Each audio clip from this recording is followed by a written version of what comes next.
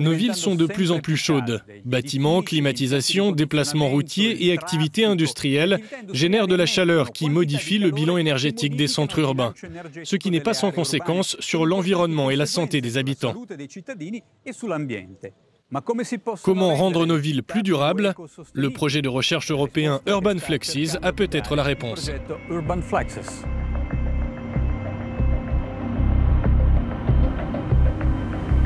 C'est un défi essentiel pour l'avenir, rendre la vie urbaine plus respectueuse de l'environnement dans un contexte de changement climatique. D'après l'ONU, en 2050, environ 70% de la population mondiale vivra en ville.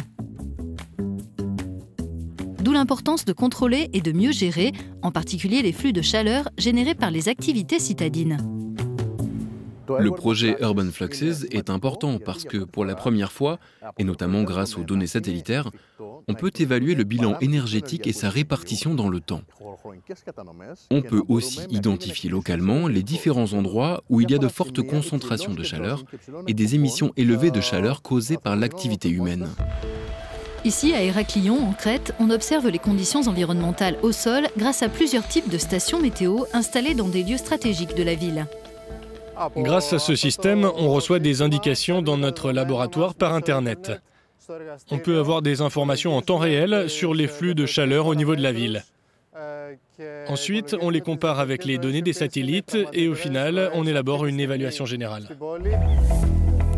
Ces systèmes de détection à distance ont aussi été testés par les chercheurs participant au projet dans la mégapole de Londres, mais aussi à Bâle, où l'on utilise beaucoup d'énergie pour le chauffage. Cette station collecte des données météorologiques. Ce genre d'appareil en particulier mesure la vitesse du vent, sa direction, la température de l'air et le taux d'humidité. Urban Fluxes étudie le réchauffement des villes en combinant les mesures météo in situ et les images provenant des satellites d'observation de la Terre déployés dans le cadre du programme européen Copernicus.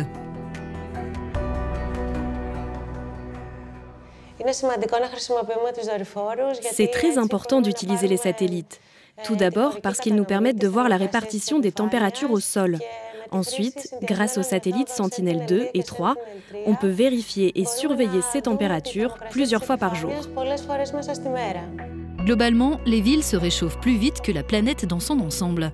Ce qui, en particulier pendant les vagues de chaleur, peut avoir un impact dramatique sur la mortalité humaine. Cette étude nous permettra de fournir de meilleurs services en ce qui concerne la santé, mais aussi de mieux gérer les conséquences des vagues de chaleur qui surviennent plus souvent, notamment dans les régions du sud de l'Europe et en Méditerranée. Cette méthodologie est conçue pour être facilement applicable à n'importe quelle ville. Comment ces recherches vont-elles améliorer la qualité de vie des populations ? Au final, grâce à ce projet, on disposera d'une répartition spatiale des émissions de chaleur à l'échelle locale. Et ce sera utile pour les projets de rénovation bioclimatique, ou encore les études sur les moyens d'améliorer les conditions thermiques et l'environnement des centres urbains. À partir de ces recherches, les villes elles-mêmes pourront définir de nouveaux axes de développement qui tiennent compte de l'environnement et de la lutte contre le changement climatique.